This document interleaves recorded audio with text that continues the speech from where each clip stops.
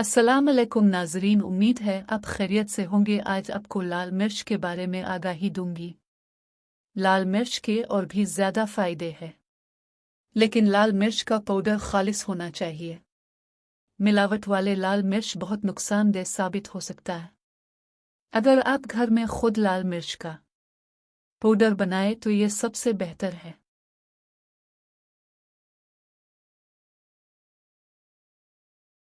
लाल मिर्च के 11 नाकाबिल यकीन फ़वाइद। नंबर 1, लाल मिर्च पाउडर दिल के लिए अच्छा है। नंबर 2, लाल मिर्च हाजमा को बेहतर करता है। नंबर 3, बीनाई को बेहतर बनाता है। नंबर 4, कोलेस्ट्रॉल को कम करता है। नंबर 5, खून वाली शुगर को कंट्रोल करता है। नंबर 6, कैंसर को दूर करने में मदद करता है।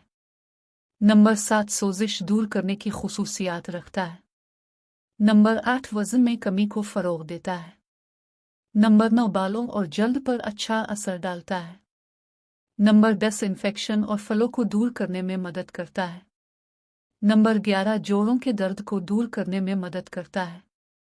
लाल मिर्च के और भी ज़्यादा फ़ायदे हैं, लेकिन लाल मिर्च का पाउडर खालिस होना चाहिए। मिलावट वाले लाल मिर्च बहुत नुकसानदेह साबित हो सकता है। अगर आप घर में खुद लाल मिर्च का पाउडर बनाएं तो ये सबसे बेहतर है।